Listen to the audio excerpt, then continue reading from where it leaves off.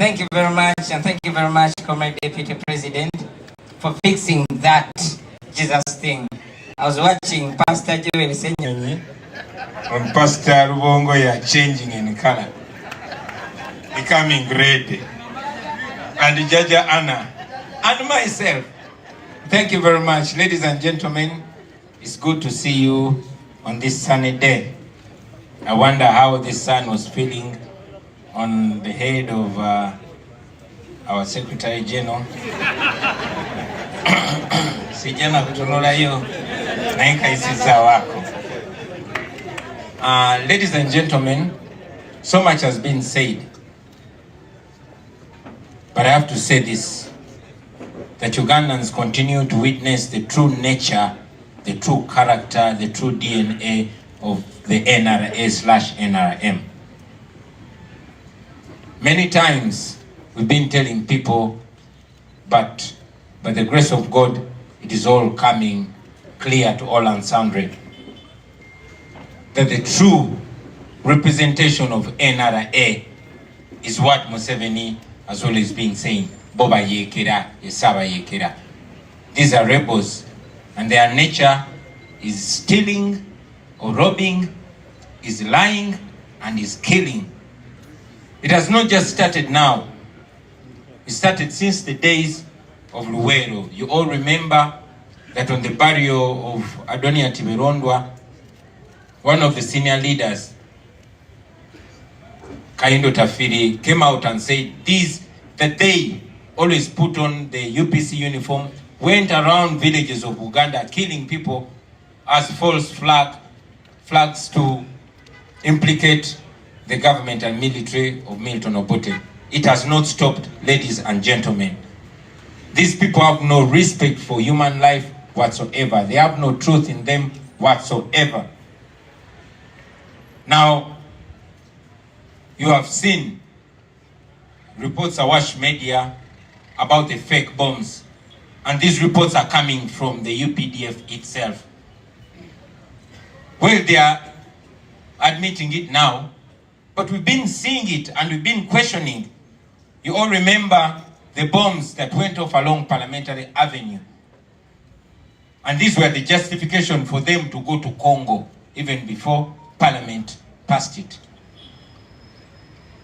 Now, just recently, on Martyrs' Day, you saw bombs going off on camera as if it was a movie, as if it was scripted. But unfortunately, there's human life involved here. People died, and then the UPDF, this spokesperson of Muhoozi, came out and said they also shot a woman who was suspected to be a terrorist. Now, a few days ago, just recently, you saw in Kalerwe, where another Ugandan was shot and killed. All these were lies. Eventually, they are admitting it themselves that they were lies.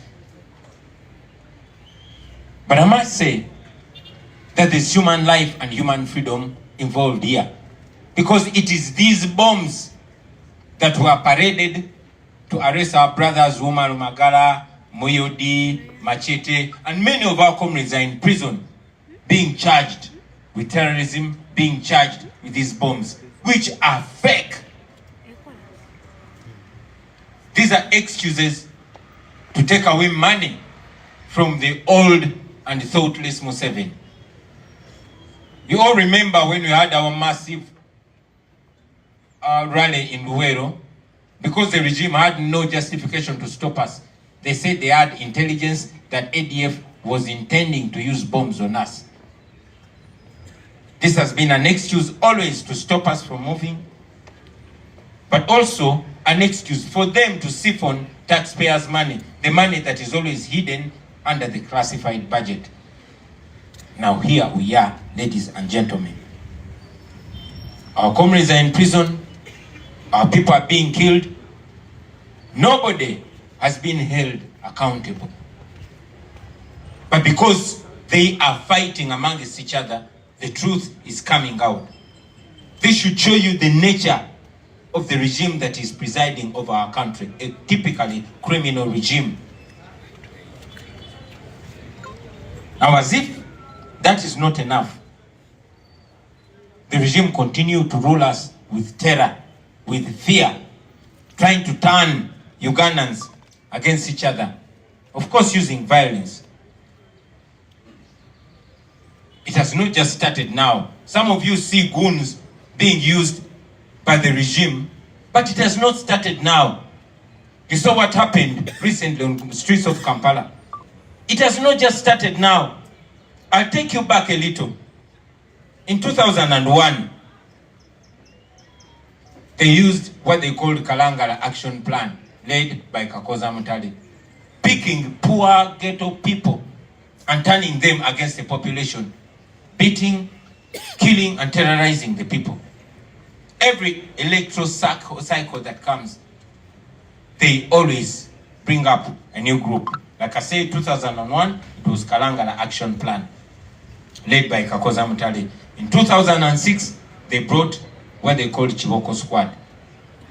In 2011, they brought Boda Boda 2010, led by Chitata, using common poor Ugandans against each other. Now, in 2016, you all remember, they went in ghettos picking young people, and they put up what they called crime preventers, led by Kaihura. They terrorized people, they killed people, and their leader came out proudly with impunity and said, we can kill for the president. And indeed, they killed. No accountability, nobody has been held accountable. But remember, all these people that they use, they don't end well. They either eliminate them or they throw them back to the dungeons of poverty. Now, in 2021, because it was unusual, it was not politics as usual, they combined them. They brought CMI, they brought military police, they brought crime intelligence, they brought SFC. And of course, they used a few other poor people, including our former friends, because that was the only way to counter us. It did not work because it was exposed. Now what are they doing? Because they know I come from the ghetto. Museveni tasked one of his lieutenants called Damolira Christopher, and they started going from ghetto to ghetto, recruiting common ghetto youths, and they started what they call ghetto structure. What was their duty? To terrorize people, to cause mayhem, to kill if necessary, in order to keep the people's hopes and aspirations down. Just recently, as you also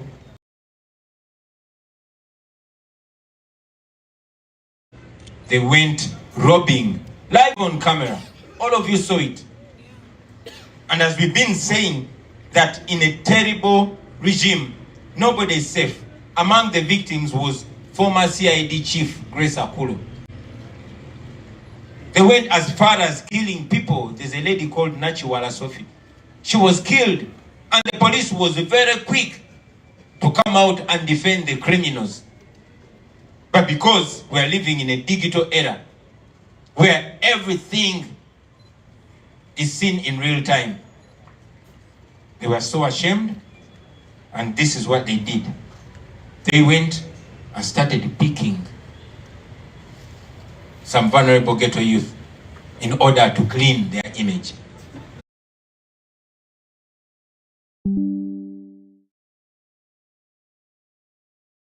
Speak to you, my fellow ghetto people.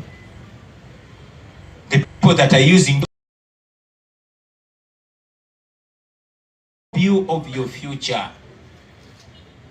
What the family of Natural is thinking. One day the people might rise in mob justice. And they will not only come for your children, but they will come for you too. So do what you can as parents. Talk to your children. Otherwise, they are in danger. People don't forget. I come from the ghetto. I had so many friends. Sobi was my friend. Zebra was my friend. Where I come from, Kamocha, Penjari is dead. Rastone is dead. Mad Beast has only one eye, and that's the only survivor. Crime does not pay, especially when you're implicating it on your people. You saw that even regime people were arguing on TV. Namiaro came out and said billions were invested in that project. They use you to steal taxpayers' money, and they're going to destroy you after destroying your future and the future of your children. These same people don't like you. Damulira himself commanded an operation that killed 4 youth, shooting them point blank at Acacia Mall. You all saw that. No accountability was given.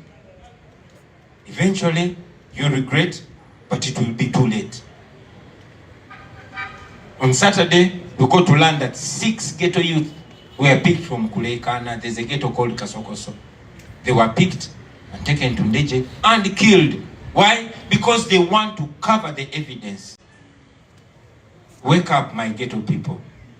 These people don't love you. They're using you, and they're using you against yourselves. That's all I can say to you. Ainamagezi awulire. There's also a matter that I want to address. It was talked about by the chairperson of our election management committee, and I want to add my voice on it. Yes, I also watch what goes on social media, and I be seeing everything that happens. I've seen the concerning claims from many of our members, unfortunately, including senior leaders. We don't take such claims lightly. And Madam Chair and comrades, I want to announce now that I've instituted a special committee to investigate these claims. We serve the people, we are people power, and everybody that has a claim has to be listened to. To those that are claiming that having their complaints, we hear you. But again, I say to you that we don't take our claims and our complaints to social media because we are an institution.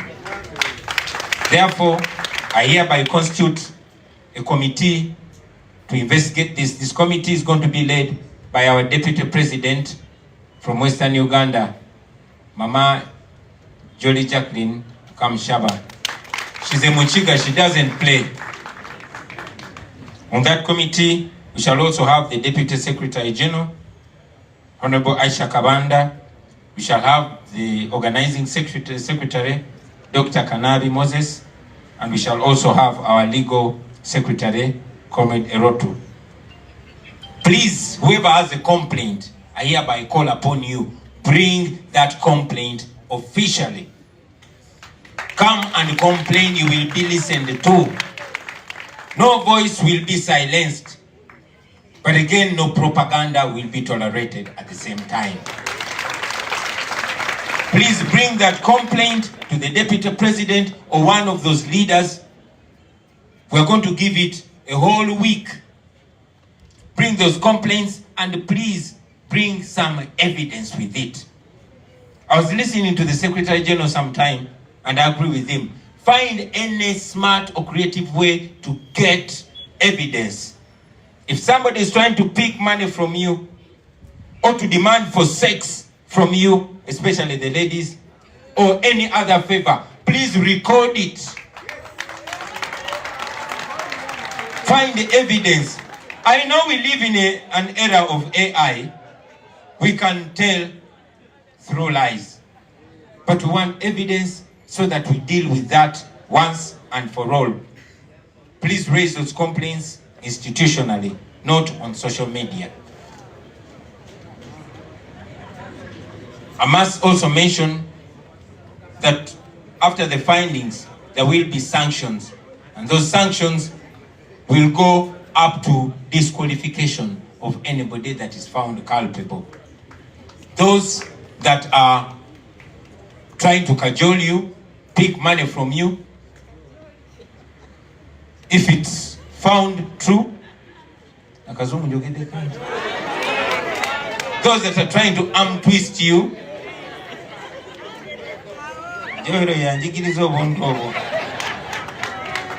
there will be sanctions. So those that are doing that will be punished. But even you, if you're found lying, you will also be punished, because we must be transparent. The truth must prevail. We know that those that are in positions might use their positions against those that are smaller. But also, some leaders might also be targeted. So we must follow the matter to a logical conclusion. And finally, our Secretary General has talked about that, and I will assert it. Yes, the NUP is the only party that does not charge people for party tickets. That doesn't mean we have money. We don't have money. And we need money.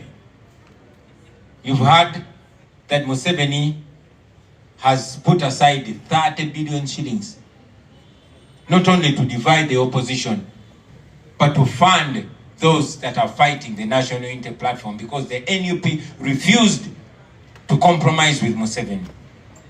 We need money for posters, we need money for transport, we need money for the campaign. So next Monday, we are going to launch our fundraising drive. All of you here and those watching us, we need your assistance. I will also contribute, but next Monday, whoever wishes the NUP well, please come with the little that you can come with. Thank you very much, ladies and gentlemen. Katukambize mu Uganda. Bannange, eggwanga ndoza mukira